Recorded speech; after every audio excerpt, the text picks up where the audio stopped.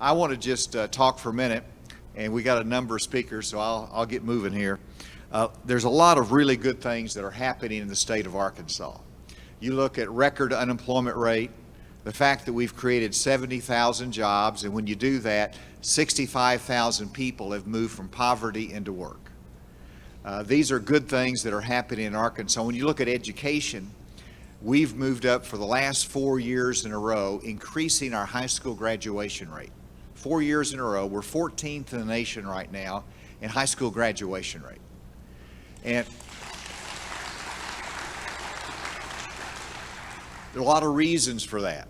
I won't get into it, but the point is there's a lot of good things that are happening in the state of Arkansas, and what we don't want to do is to take a U-turn. We don't want to take a wrong turn. And I'm here to make the case that legalizing marijuana would be taking a wrong direction for the state of Arkansas.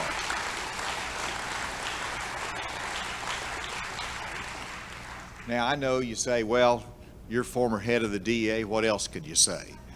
And that's true. I bring that experience, but I've also been a parent. I've been a leader in schools and education. I've had a lot of different roles in life. And I also study history. And I know where we are right now.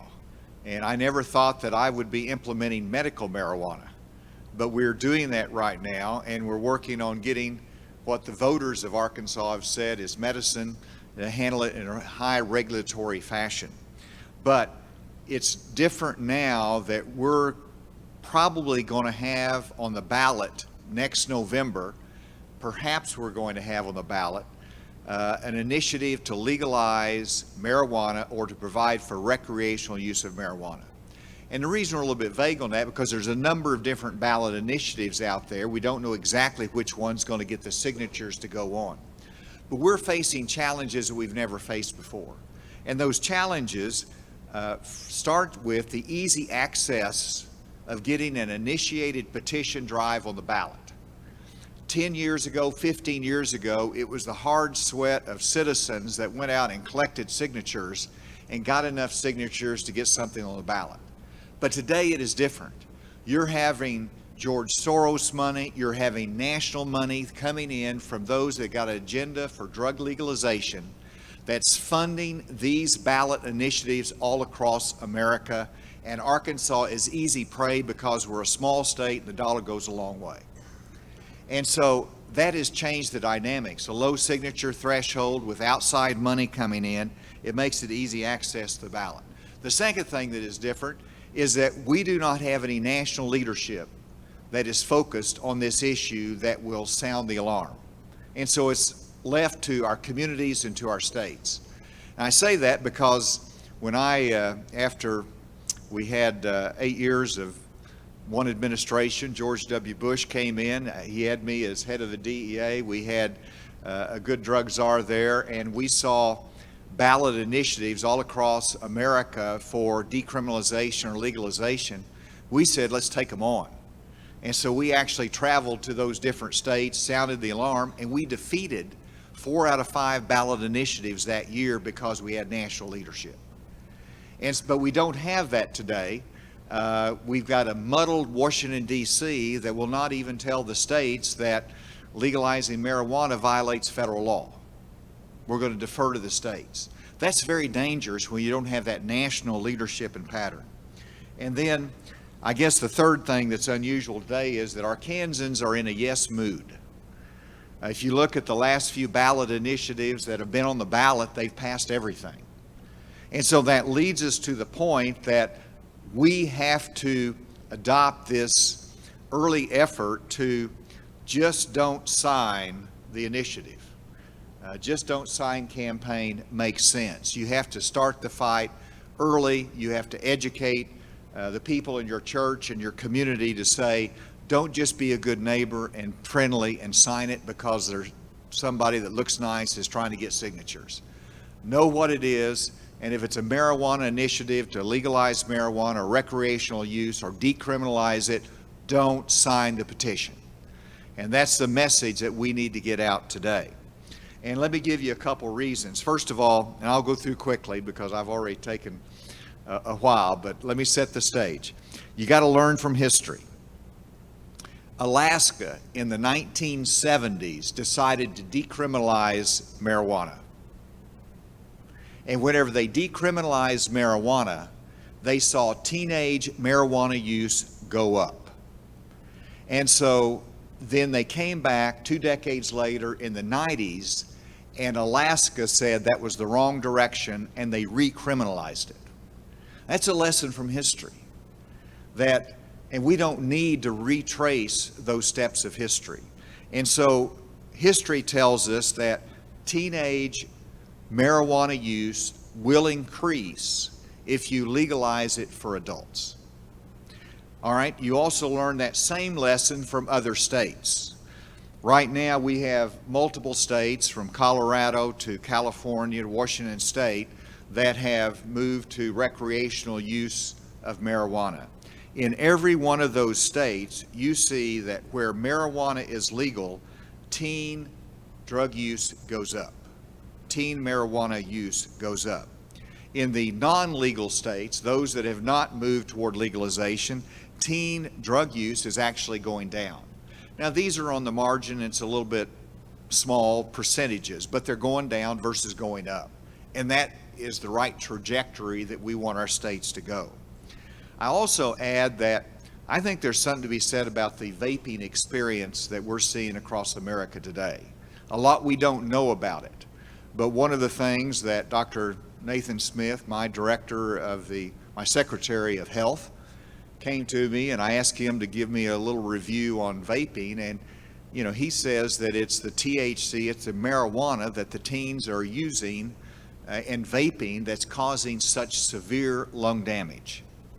Now, there's other reasons and other consequences there, but that's one sliver of it, and it goes to say you don't know what teens will do with marijuana. And you could hurt themselves, they could hurt themselves, and that's a lesson that we can learn as well.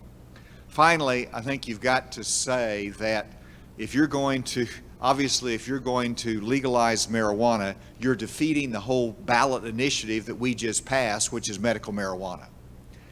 I actually had a cultivator come to me, who's a licensed cultivator of marijuana that's providing it to our retail businesses that distribute the medical marijuana.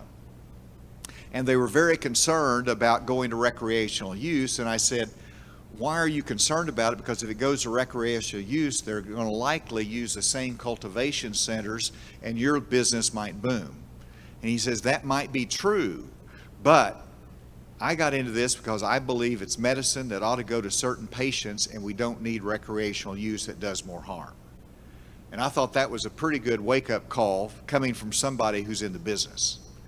And so we do not need to dismantle what we've just done. Let's get that right. And we're working hard to make sure we're regulating it as medicine, that we're not trying to get it out into the mainstream. And we've got to stay with that pattern versus going to recreational use. And I made the point to the media that interviewed me here just a little bit ago. There's a lot of false arguments out there. One of the false arguments that the legalizers use is that we've got to stop locking up marijuana users in prison. Have you heard that? Well, let me assure you that there are not marijuana users that are convicted of simple possession of marijuana in the prisons in Arkansas. It doesn't happen. You might be distributing methamphetamine, and on your third offense, you're likely to go to prison. But we give them every chance because we don't want to fill our prisons up. And so do not buy into that. It is just not true. You got to work real hard to get into prison. And it's going to be violence, or it's going to be a multiple habitual offender that winds up there. Secondly, there is this concept that we've been doing this for 40 years, fighting illegal drugs, and we might as well legalize because we're not making any progress. Let me assure you that is flat wrong. because I was there in the late 70s and early 80s. I was a United States attorney, and that was the height of illegal drug use in the United States of America. And since that time of the 70s and 80s, overall drug use has been reduced by 50% here in the United States. Cocaine use has been reduced by 75%. And every generation is going to wrestle with illegal substances. It might be ecstasy. It might be methamphetamine. It might be prescription drugs. It might be opioids. And just because we're always wrestling with it doesn't mean that we ought to abandon the ship. You got to be engaged in this fight, and when you have the leadership that's out there, you make progress, and teens hear that message, and they respond to that message. And so I would say that for the sake of our teens, our young people, even if you legalize it for adults, it impacts teenage drug use. And for that reason, we should not be legalizing it for anyone. It will hurt us. I know our other speakers have got a lot of other reasons that they're going to present to you. But this strategy is the right strategy, is to educate, don't sign the petitions, and hopefully we can keep that from being on the ballot next year. Thank you very much. It is great to be with you this evening.